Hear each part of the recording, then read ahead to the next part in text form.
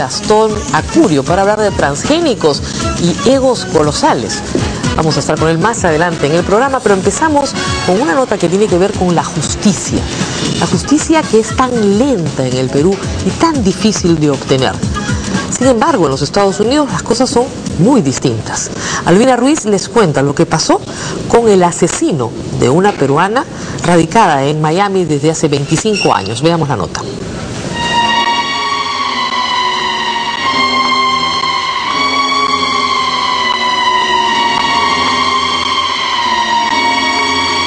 El hombre que asesinó a una empresaria peruana en su propia casa del sur de la Florida pasará el resto de su vida en la cárcel. Aquí estuvo como menos de un año y medio trabajando, tal vez un poco más. Nunca se me perdió nada. El crimen se esclareció en 5 días. En un mes el asesino fue condenado. Un tiempo récord si se compara los años que tardan los jueces en el país para dictar una sentencia.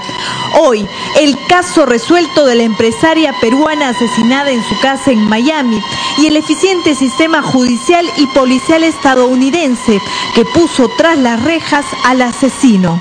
A los políticos no les conviene que haya una administración de justicia independiente, porque los políticos son los primeros que están preocupados en lo que le puede venir, por lo que han hecho cuando han ejercido el cargo. Reinerio Alonso Rivero, 35 años, de nacionalidad cubana, estuvo preso 3 veces por robo, lesiones y falsificación de documentos.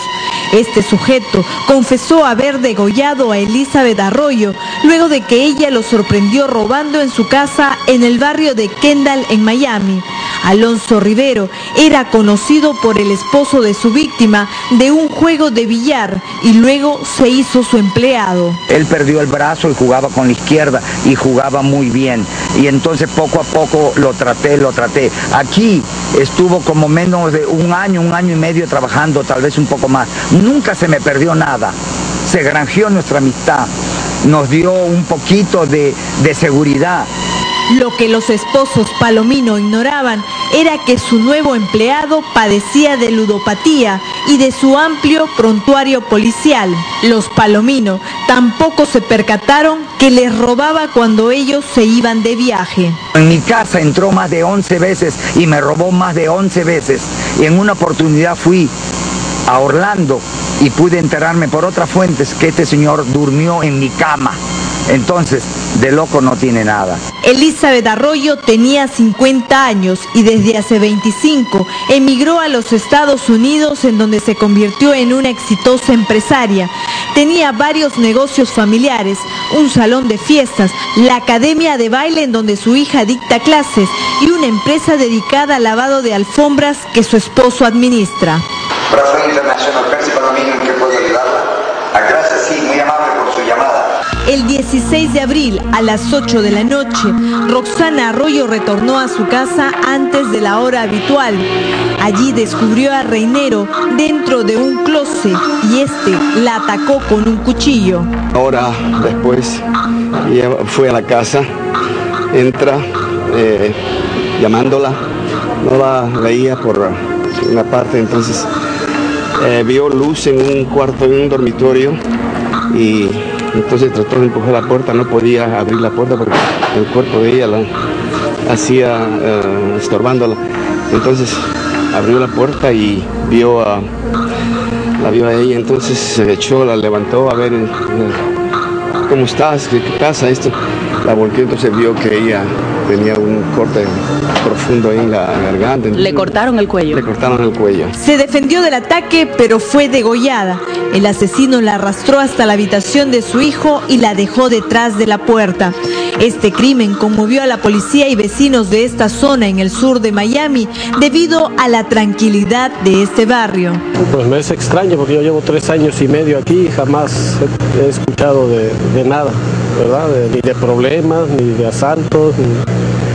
Aquí es un lugar muy tranquilo. Dice que es un caso muy delicado y no podemos decir mucho, solo que fue un crimen muy violento. La policía tardó apenas 5 días en ubicar al asesino y luego de un mes fue condenado a doble cadena perpetua. ahí tenemos nosotros un robo y un asesinato. En ambos merece cadena perpetua y creo que en homicidio calificado pena de muerte. Entonces, ¿qué es lo que ha hecho este sujeto? Él se acogió a la confesión sincera, acepto la comisión del delito, acepto mi responsabilidad, y como él está aceptando y está colaborando con la celeridad del proceso, le imponen una pena menor, en este caso cadena perpetua.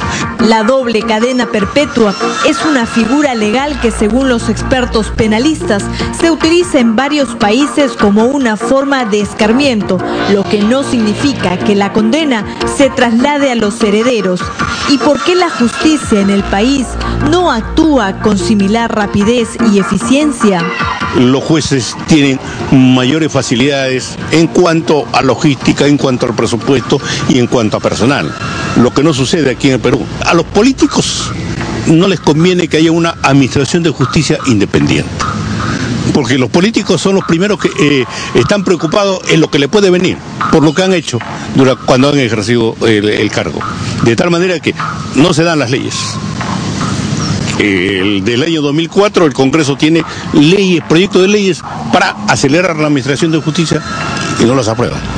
El Poder Ejecutivo no le da los medios económicos al Poder Judicial para que verdaderamente se llegue a administrar justicia correctamente y de manera autónoma.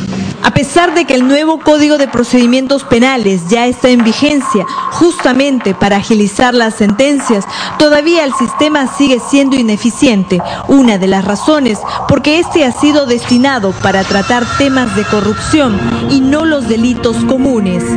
El problema es por qué se dilata el proceso.